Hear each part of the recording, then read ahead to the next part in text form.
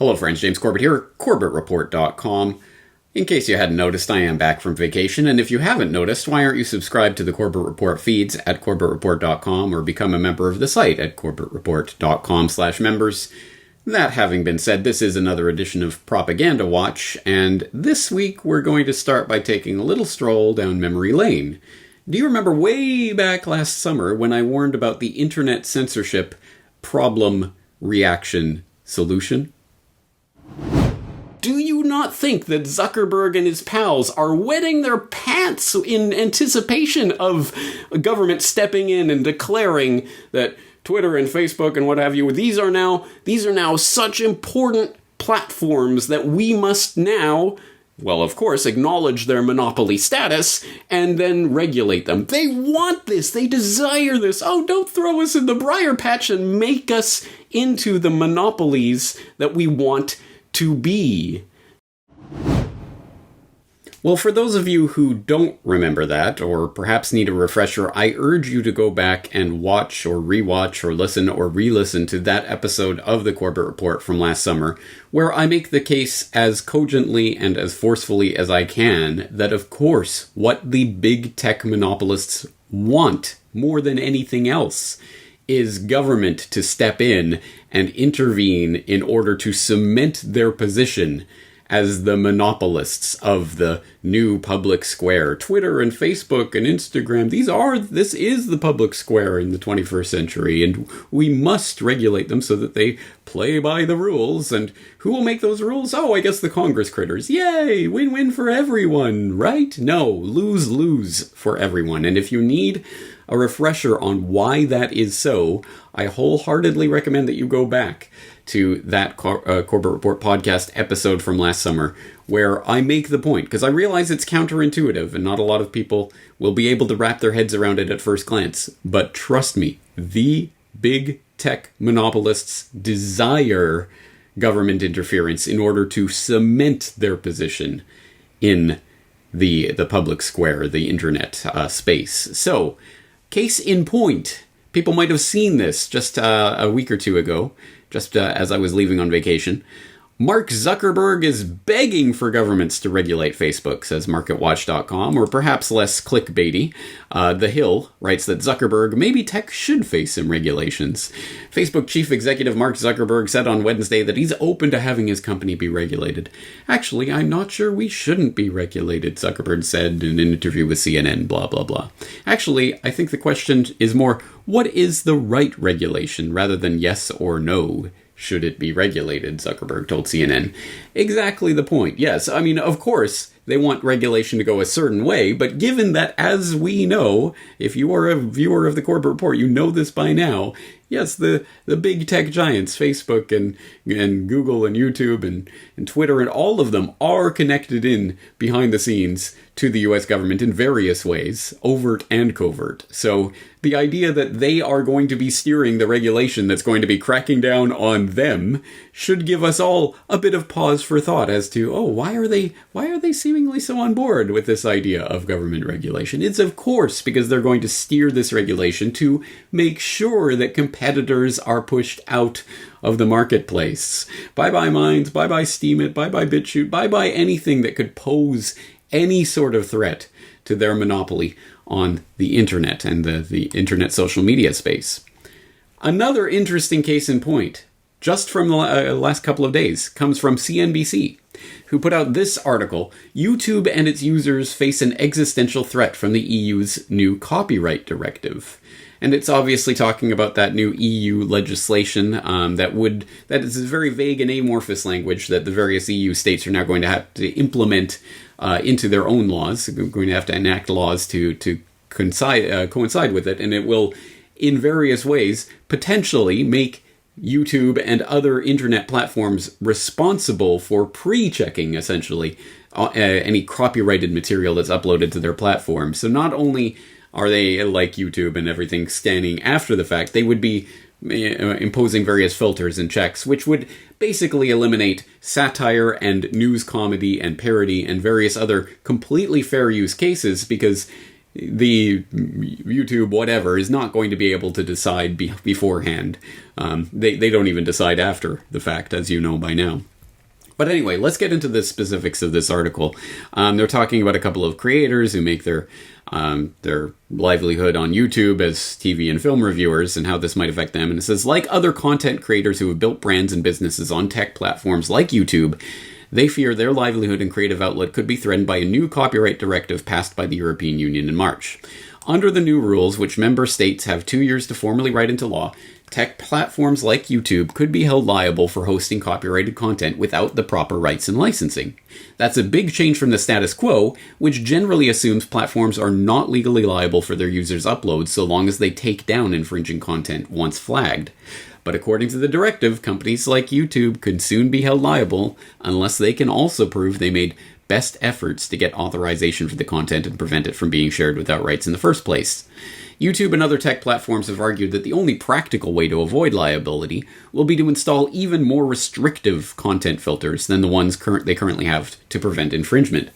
The EU directive does not require tech companies to do that, and it makes exceptions for using copyrighted material in parody or commentary, as would be the case in Jones and Bartley's reviews. But experts say, it will be difficult for platforms to create automated filters that can distinguish this context, at least at first. That could mean a channel like Nitpicks would have to avoid using any movie or TV clips in their reviews to ensure their videos uploaded to the site in a timely manner.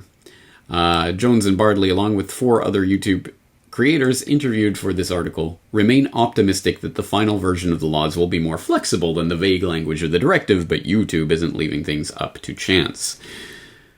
Okay, so here's the context of what we're talking about, and look at this existential threat to YouTube and its users. Look, they're coming after platforms like YouTube. See, the government's coming after them, guys. They're going to regulate them out of existence. But wait, there's an interesting little observation that this article makes that's buried deep down in the article you kind of have to dig for. So down here in the article, they're talking about the types of pre-filters and everything that will have to be instituted if this law is enacted, or these laws are enacted in a way that seems to conform to what we're talking about here. And you have Corinne McSherry, legal director of the Electronic Frontier Foundation, saying that even the YouTubes of the world will not be able to accomplish this task, leaving open the question of how up-and-coming platforms will tackle it. And then they get into entrenching large platforms. A key criticism of Article 17 of the EU directive has been that it will further entrench large platforms' foothold in digital distribution dominance. The directive gives more leniency to companies with under 10 million euros in annual revenue with the product available to the public for less than 3 years, but legal experts say that in trying to get tech companies to pay their fair share for copyrighted content, the directive has created a new problem that only the tech giants can solve. A likely effect of Article 17 will be to entrench the exact tech giants that everyone's been complaining about all the time, McSherry said. And it goes on to explain this in more detail. But here is the point. Here's the exact point of what I was saying last summer, and that I cannot believe more people are not understanding here. When you come in with these burdensome regulations, yes, the big tech giants will go, oh no, don't throw us in the briar patch. But they are able to do whatever, jump through whatever legal hoops and have their compliance officers and have their 18,000 programmers working on a solution for this. But think of the tiny upstart no-name platforms that most people have never heard of, the libraries and the Steemits and the DTubes and the BitChutes and all of these little platforms that will have no chance of implementing all of these types of filters and whatever else will be needed in order to jump through all the regulatory compliance hoops. What does this do? It entrenches the very big tech giants as the only ones who will be able to compete in the space. Do you not see what is happening here? It's exactly what I was talking about, and it's exactly why now Zuckerberg and others are coming out and saying, well, we need some regulation, it'll be good for us. No, it will be good for the big tech giants, precisely, because they are the ones in bed who are with the government, who are steering this legislation, who are going to make sure that it weeds out their competitors. And this isn't just something that applies to the internet space, although it clearly applies here too. It applies to all sorts of regulations on corporations. We're going to stick it to the corporations, guys. We're going to make all these burdensome regulations, so we're going to make sure we tightly control what happens, and ultimately that ends up working in the favor of the corporations? How does that work again?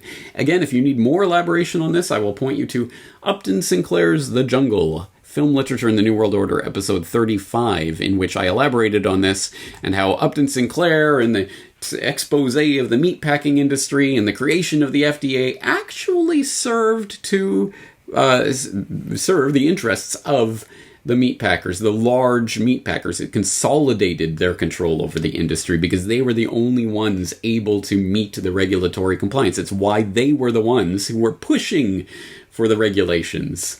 It's counterintuitive, and that's why. It's a false flag in the corporate arena. Corporations, no, don't regulate us. However will we survive once we've been entrenched as monopolies in the space? Because our competitors literally cannot jump through the regulatory hoops. That's the point of this, and that's exactly where this is heading. And then the end result of this is, oh, yay! Now they have to play by the government's rules and give everyone a Twitter and Facebook account. Oh, yay! Problem solved, guys! Do you really think this is how it's going to work? Anyway, again, I'm not to say I told you so, but I told you so, and here it comes. Get ready for it. And they're going to try as best as they can to eliminate any competition. Luckily, we are already moving on to the various platforms, IPFS and other types of decentralized web opportunities that are out there right now. And of course, then they're going to crack down on the ISPs, so we'll go to CubeSats, and then they'll crack down on the CubeSats, so we'll find a different way around it. There are always technical ways around the restrictions they're going to impose, and the real web, the free web, is always going to be 2 steps ahead of Normieland, where everyone's living on Facebook still.